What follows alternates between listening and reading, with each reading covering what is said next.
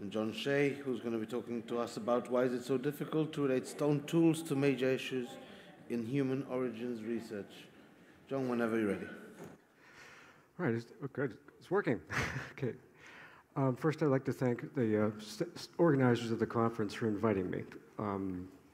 I'd particularly like to thank Clive for giving me the title of my talk.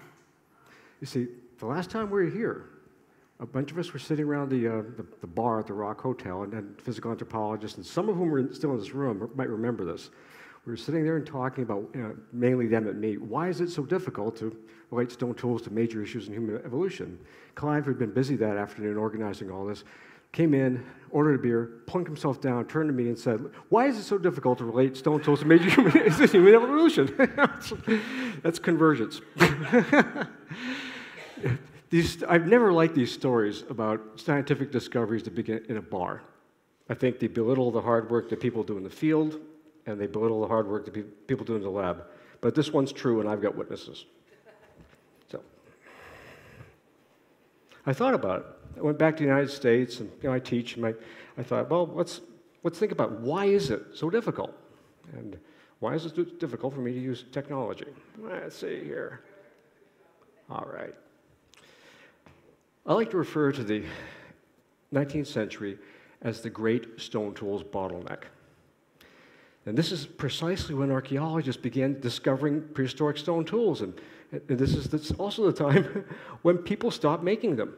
Do you know how many detailed ethnographies we have of Native American stone tool makers?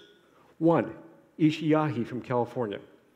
So the result of all this, the lack of knowledge, is that stone tools are the least familiar things archaeologists recover from excavation. We've got names for pottery. We've got names for metal tools. The names of stone tools, we had to make them up ourselves.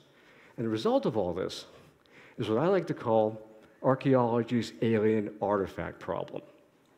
Okay. If you haven't seen this science fiction movie, don't worry. I won't do many spoiler alerts, but if you have, this will ring true. 1951 movie, The Day the Earth Stood Still. To set the scene, a spaceship lands in Washington, D.C., and as you might imagine, the military surrounds it. An alien emerges from the ship, holds up a pointed object, and soldiers shoot him. As he's lying on the ground, the alien emissary, Klaatu, says, "It was a gift for your president to study life in other worlds." The lesson here is hypotheses about unfamiliar artifacts are intrinsically likely to be wrong. Sorry, I'm blocking the view of the screen for you guys. There's an important lesson here for archaeology. For archaeologists devised most of our theories after the fact about, most of our theories about stone tools after the fact of artifact discovery. And by the way, the reason I'm using cue cards like this is because any of my students will tell you, I'll go off on a digression and I won't even come back to the point in the same day. So that intuition is based on excavating stone tools, not making and using them, nor seeing people who do. These after-the-fact theories make no predictions. They're unfalsifiable. They might be true, but they might not be. There's got to be a better way of investigating stone tools' roles in human evolution. Klaatu ended, the alien emissary ended the movie, I'm sorry, minor spoiler alert here, he survives being shot, with a warning for humanity to get its act together or basically his civilization would burn this rock to cinder. I'm going to begin my presentation with a warning. Beware after-the-fact theories about stone tools. When I went back to Stony Brook, I decided to try a different approach to the stone tool record. I published the book that grew out of that conversation at the Rock Hotel bar last year. It's an approach that, I didn't put this in the book, but it's an approach that I call IPSA, I-P-S-A, like the thing itself. It involves these 4 steps. First, we identify important behavioral differences, or differences of any kind, between humans and other technological primates, so primates that use tools. Secondly, we predict how those differences should affect stone tool production, use, and discard behavior. Thirdly, we seek relevant evidence. We seek relevant archaeological evidence from periods when we think those differences evolved. And then we just evaluate the predictions. So, What I want to do first here is show you an example of this IPSA approach in action. Carrying things. We do it all the time. Non-human primates rarely carry tools any great distance, mostly a few hundred meters at most, and they don't modify even very large stones to make them easier to transport. We humans are always carrying things. We do so easily, even while running, and most importantly, we shape the things we carry to make them efficiently portable. So, when did hominins start doing this? Well, the fossil record suggests a major inflection point in our ability to carry things between 1.6 to 1.8 million years ago, with the appearance of Homo ergaster, whose long legs, recurved spine, enlarged and parallel big toe, you can see mine here, indicates more walking, more running, and more efficient carrying of things. Now, stone tools have been in use at least 1.6 million years previously to gain access to nutrient-dense food, meat, fat, and to make other tools. So it seems reasonable to expect to find changes in stoneworking that make stone tools easier to carry and more efficiently transportable.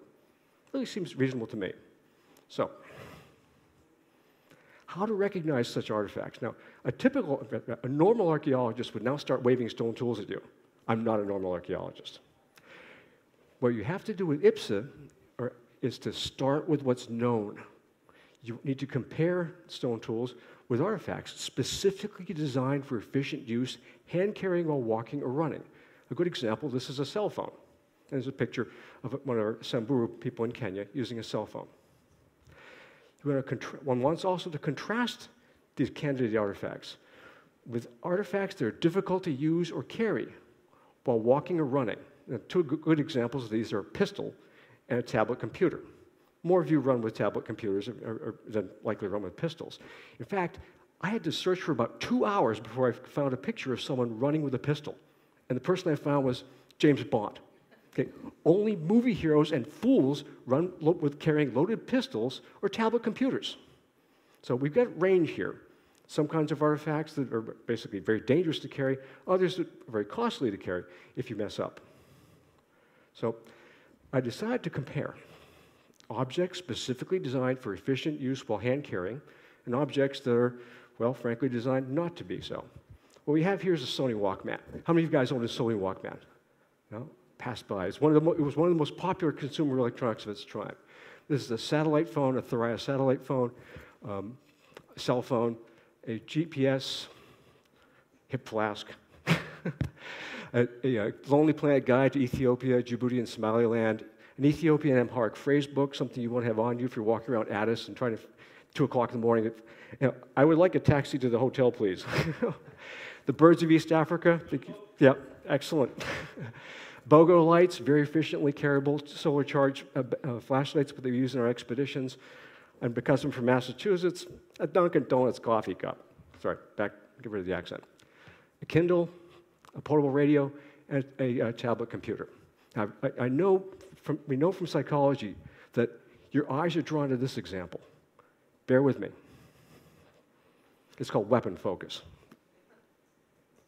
Now, what I did in this chart is I assembled data on metric variation among recent artifacts specifically designed for efficient carrying while walking or running, and ones that are not.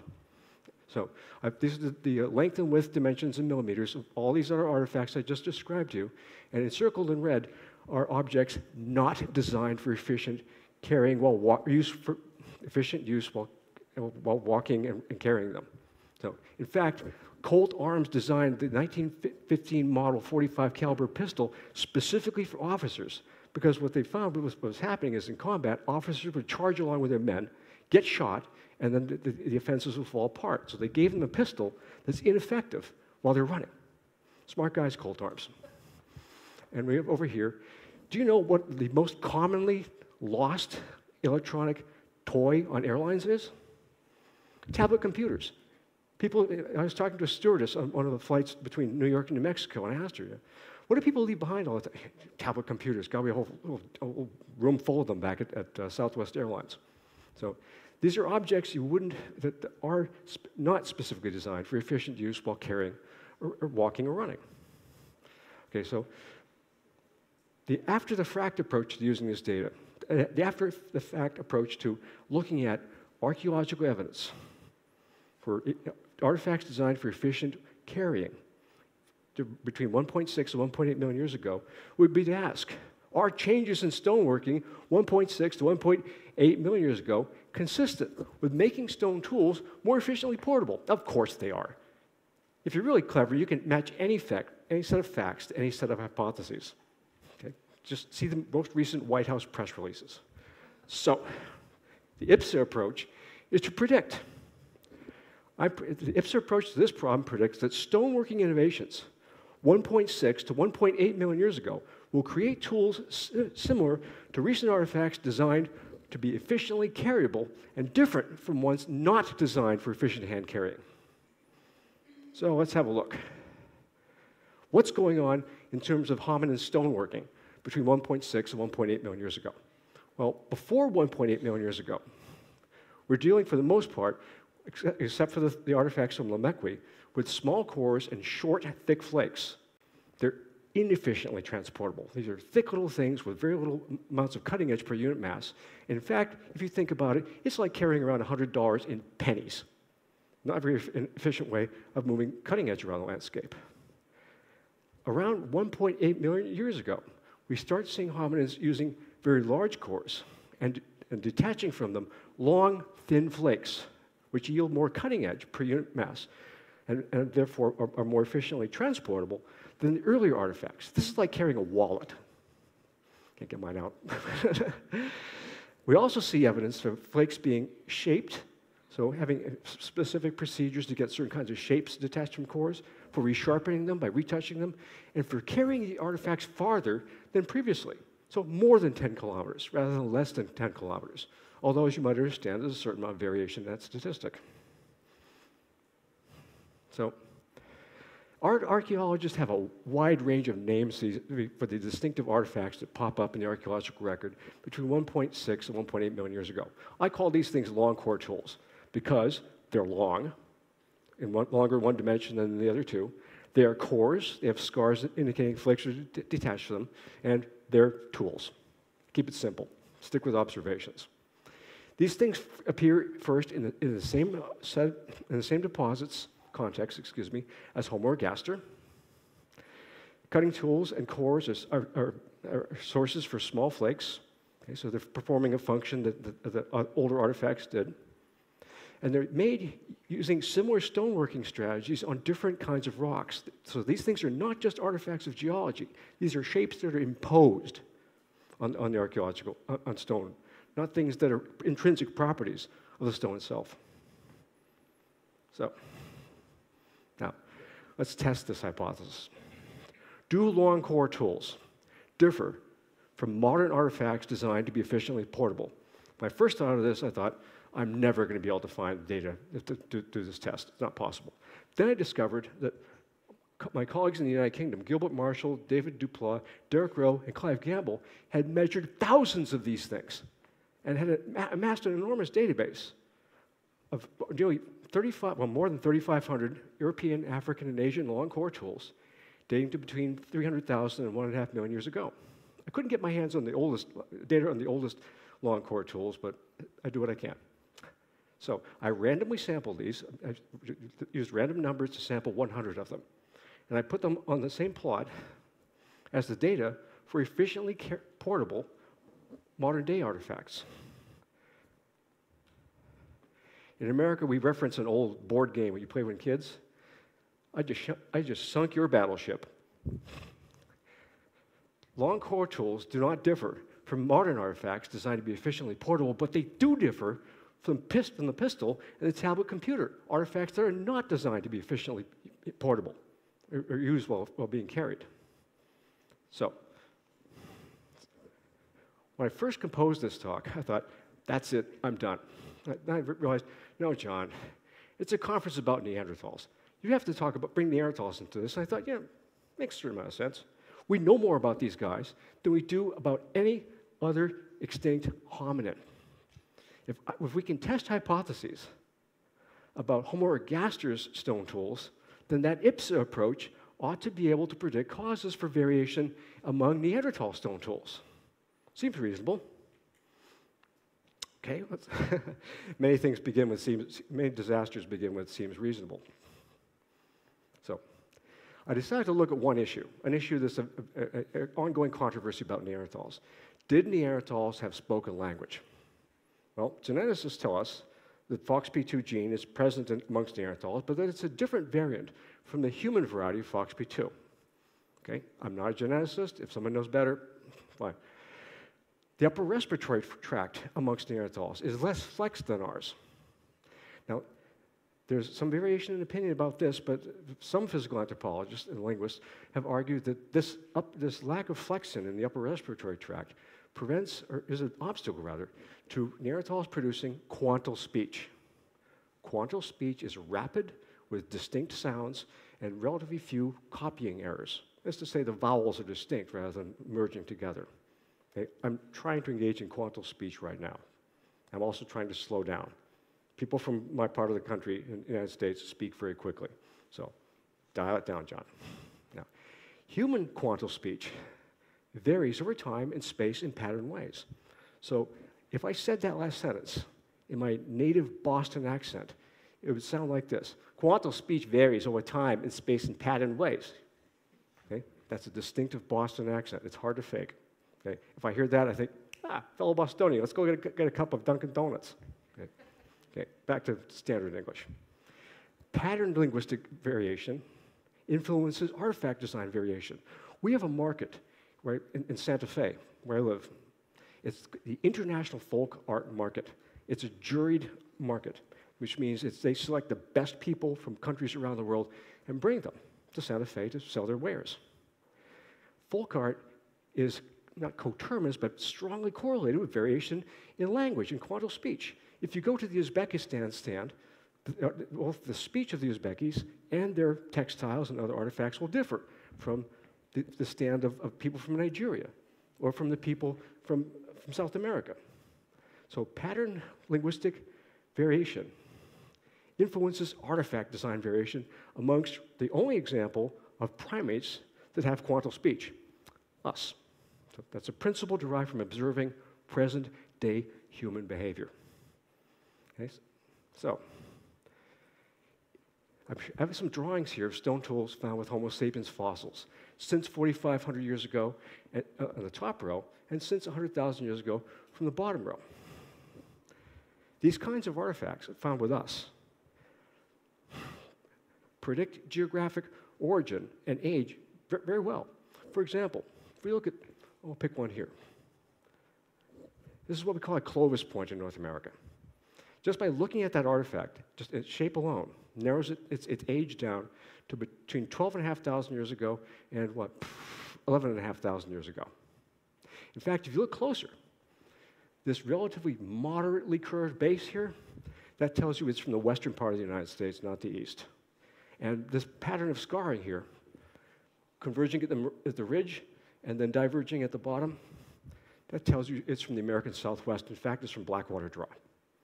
That level of prediction is common among recent artifacts made by humans. So if Neanderthal spoken language differed significantly from human spoken language, then variation among their stone tools should not indicate age and geographic origins as well as humans' stone tools do. So let's have a look at some Neanderthal stone tools. Their morphology does not accurately indicate age or geographic origin, but neither do most stone tools found with humans before 50,000 years ago. There are only, I think, only two other people in this room who can tell us, among here, which of the artifacts from Southwest Asia before 50,000 years ago. It's Errol and Mina, because Errol and I both wrote our dissertations on these tools. For the most part, all the tools here can be found pretty much anywhere between the northernmost range of Neanderthal occupation and the southernmost range of Homo sapiens occupation in Africa. They provide very little evidence, very little information about where they're from or how old they are. Now, what this suggests to me is that Neanderthal language differed from recent human spoken language, but early human language did so too. This is really cool. It suggests as human spoken language evolved, language and artifact relationships became linked in complexly variable ways. This is potentially a very important discovery. Some of the leading theories about language origins right now, things that Noam Chomsky and Steve Pinker have argued, is that language emerged basically fully formed like Athena from Zeus's forehead. This evidence suggests there's an evolutionary trajectory, if not within language itself, then at least within the language artifact relationships that we see so firmly established among recent humans. Okay. My students always send me these, when did this become this things, when did Venus of Willendorf become Venus de Milo? So I thought I'd have some of that. When did artifacts whose morphology weakly predict age and geographic origin become artifacts whose morphology accurately predicts age and geographic origin? So don't take my word for it. Does anyone in the audience, can they tell me where this artifact is from? Anyone have a guess? I'm not going to offer money because that would be vulgar, but it would be funny. Okay? No. I mean, I know it's from Mayan Baruch in Israel because I drew the thing. These could be from anywhere, any place older than 250,000 years ago. The pattern of morphology accurately predicting age and geographic origin begins slowly, that's an aphorism, slowly to increase after 250,000 years ago. And it shows up earliest in Africa. Guess what else does? Humans. Homo sapiens fossils appear around that time and become more common in more recent time periods. More chronologically and geographically predicting artifacts also follow an increasing trend through time. Now, some of these, I showed you the Clovis point before, some of these are here in the old world, these predict within a couple thousand years. That's a Jericho point from the Neolithic and the Near East, from the early Holocene in the Near East. Others are still less accurately predictive. So there's some variation amongst stone artifacts made by humans in terms of their quality of prediction. But that quality is there in ways that it doesn't appear to be, or at least not widely, among older artifacts. Why? What explains this difference? We found a difference. What explains it? This next is an hypothesis. I don't know it's true. I think it is. But it's an hypothesis that's in the red book, my little red book, like Mao. I think this pattern reflects obligatory tool use. Other primates, including our nearest relatives, occasionally use tools, but only humans are obligatory tool users. Every one of us has a tool in our hands right now, or we're wearing them. Obligatory tool use is irreversible. Even survival experts on reality television shows require tools. Naked and Afraid? No, they're not naked. She's got a spear. They both have dilly bags. By the way, don't let the television producers fool you. These are not office workers and people plucked randomly off the street. That's Jeff Zouch. He instructs wilderness survival at the Boulder Outdoor Survival School in Utah. So these are not what you see on television. These aren't just normal off-the-street kind of people. Even survival experts are challenged in situations where they have to rely on minimal technology. So more tool use provides more opportunities for language to influence artifact design and variation. How does that work? No, you're doing it wrong. Every known language has a way to express that. Okay? No, you're doing it wrong. Now, the result is a uniquely human, complex, cumulative, and linguistically structured material culture. Pretty cool. Now, I've got good news, and I got bad news. The good news is that stone tool variability, not the stone tools themselves, but rather their property of variability, may shed light on language evolution. That's huge. Do you know in 1866, the French Linguistic Society banned debate on the origins of language because they thought no light could be shed on it? Stone tools may be able to shed light on it. That's huge. Or as we said, huge. That's a New York accent. Okay. The bad news. Neither evidence nor prior theory suggests we can answer these questions using traditional archaeological approaches to the stone tool evidence. First, we need to know how did obligatory stone tool use evolve before it evolved It appears to change through time. It's evolving. We also would like to know, wasn't it an important difference between humans and Neanderthals? Remember, it's not the similarities. In evolution, it's the differences that matter. So, to answer Clive's question from way back, why is it so difficult to relate stone tools to major issues in human evolutions? Well, the first problem is we aim low. We ask little questions as opposed to big questions. You may say, oh, okay, John, what's a big question? How should archaeologists define a big question? I've got a really simple solution for you. Is that at the conclusion of your lecture, are there still physical anthropologists in the room? Okay. Second thing we need to start doing differently. Currently, we use the past as both the source of hypotheses and as the proving ground for those hypotheses. We need to separate them. Archaeology is a dialogue between the past and the present. So if your hypothesis comes out of the past, you have to root around in the present-day evidence of human material culture to come up with a way of testing those hypotheses. And if your hypothesis comes from the present, then you need to find informed ways of interrogating the past. Louis Binford, the American archaeologist, had an aphorism he would commonly quote. You can't be your own grandpa, which basically means you can't use the past, the archaeological record, as both the source of hypotheses and as the evidence you use to test those hypotheses. The result of that procedure is called circular reasoning, or tautology. Now, finally, we need to stop relying on the old approaches that archaeologists have been using to the stone tool record since the 1800s. We need to use new methods. And IPSA is just one example.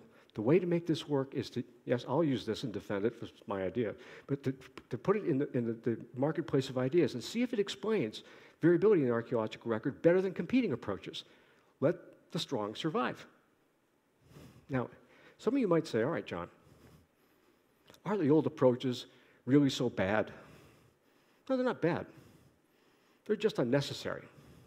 If you roll back the video, if you check your notes, you'll notice I didn't even use the word Paleolithic up until now. I didn't use the name of a single stone tool industry. The only name for an artifact type is one I made up specifically for this purpose. So, it's not that the old traditional approaches to the stone tool record are bad. It's that they're unnecessary. We don't need them. And frankly, I think archaeology is better off without them. Thank you.